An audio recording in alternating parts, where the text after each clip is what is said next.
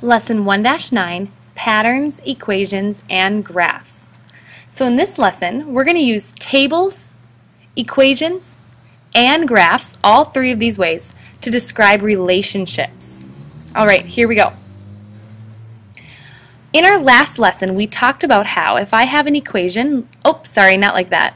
If I have an equation like 4x plus 1 equals 12, and I give you something like x equals 6, is x equals 6 a solution to this equation? Well, if you wanted to find that out, you would just plug in the 6 for wherever you saw an x. If it was a true equation, you would say yes. If it wasn't, you would say no. Well, in today's lesson, we're going to go one step further. You're going to find a solution of an equation that has two variables. That will look something like this. You may have seen an equation like this, but there are two variables, y and x. So, now they're going to give you an ordered pair. Ordered pairs are x, y coordinates. Remember that x comes first. They might show you like -1, 2. Is this ordered pair a solution for this equation?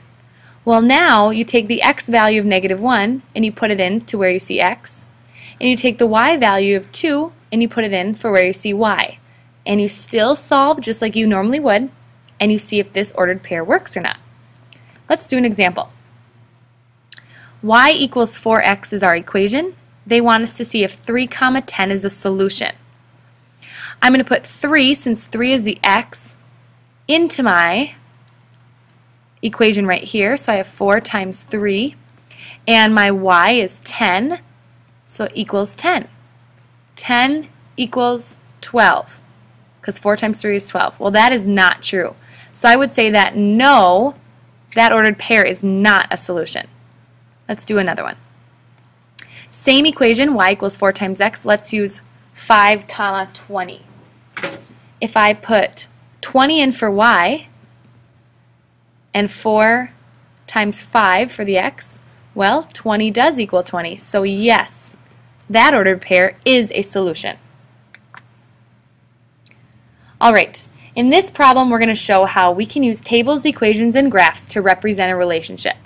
Remember that in graphs and tables, our x, y values, they relate to each other. And we can show that relation with an equation. Here's an example. Both Carrie and her sister Kim were born on October 25th, so the very same day. But Kim was born 2 years before Carrie. How can you represent the relationship between Carrie's age and Kim's age in different ways? All right, you want to first always start by making a table. All right, I put Carrie first and Kim second. In a table, whatever comes first is your x value, whatever comes second is your y. So since Kim was born 2 years before Carrie, when Carrie was 0, Kim was 2. When Carrie was 1, Kim was 3. I can keep filling out my table, and to find Kim's age, I just always add 2. So there's my table. Now if I want to write an equation, you always write an equation trying to find the y value. So trying to find Kim's age when I can plug things in for Carrie's. So what can I do to Carrie's age to get Kim's age? Well, for example, if I have 1, if I add 2, I get 3. If I have 2 and I add 2, I get 4. So if I take Carrie's age, which is x, and add 2, I should get Kim's age, or my y value. There's my equation. Third way I can represent this relationship is on a graph. I don't really need a 4-quadrant graph. I really only need the first positive quadrant because I don't have negative ages. So when Carrie is 0, Kim is 2. So Carrie is on my x-axis and Kim is on my y. Remember x and y axes. So Carrie's 0, Kim is 2. When Carrie's 1, I move over here, Kim is 1, 2, 3. And this pattern continues. Now, I can connect the dots in this graph. Sometimes we don't want to connect dots. I'll explain why later. But in this example we do, because I can use this graph to find the relationship between their ages at any time. It doesn't have to be a certain year. I could say, what about when Carrie's 2.5? I can find Kim's age. So I connect the dots. Let's do another example. Will runs 6 laps before Megan joins him at the track. They then run together at the same pace. How can you represent the relationship between number of laps Will runs and the number of laps Megan runs? Use a table, equation, and graph. All right. Megan's in my X column for my table and Will's in my Y. You always put what you're trying to find out in your Y column. We can't find out how many laps Will has ran until we know how many Megan's ran. So then I start making my table. Well, if Megan's ran 0 laps, Will has already ran 6. And when she joins him for 1 lap, now he's at 7. So this pattern continues like this. Now I need an equation for finding Will's laps. Well, it looks like if I just add 6 to Megan's laps, I'll get Will's. So there's my equation. Graphing, remember that Megan, since she was the X, is on the X-axis and Will's number of laps are on the Y. When Megan ran 0, Will was at 1, 2, 3, 4, 5, 6. And when she ran 1, he was at 7. When she ran 2, he was at 8. So the pattern continues like this. Now, as far as to make this solid or keep it dotted, it's really up to you. If we're counting just solid, complete laps, I would leave this graph dotted. But if we want to measure how far they've ran at any point in time, then I would fill in my graph with a solid line. Here's the same type of example, except we're using inductive reasoning. Inductive reasoning is when you make a conclusion based on something you observe. So we're going to look at a pattern that's oftentimes used with inductive reasoning.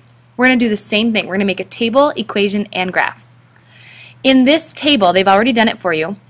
They relate number of blue tiles. So in this shape, there's 1 blue tile.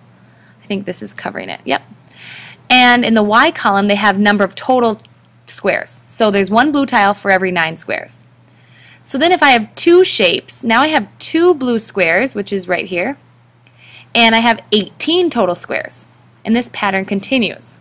Let's write an equation. Here's my Y. To find Y, what do I do to my X's to get my Y's? Well, 1 to 9, 2 to 18, 3 to 27. Looks like if I take X and multiply it by 9, I'll get my Y. So there's our equation. I use inductive reasoning to notice a pattern. Now I'm going to draw my graph. So this is number of blue tiles, and then this is the total number of tiles. Don't forget to label your X and Y axes. Alright, now my first point to graph is 1 and 9. That would be 1 and way up here. Notice I'm going to be off my graph. So I'm going to change the interval of my graph. I'm going to count by 3s. And I'll just keep counting by 1s down here. If you change your interval, you have to write it on the axis so that your reader knows. Okay, so now I can plot 1 and 9, 2 and 18, 3 and 27. Oh, I went over way too many. Right there.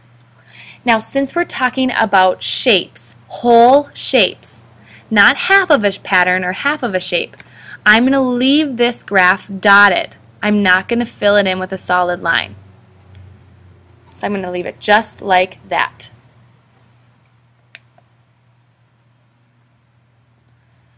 All right. This brings us to our lesson check. Please complete 1 through 4. You will have to do some graphing, so you will need graph paper with you, and bring these answers to class.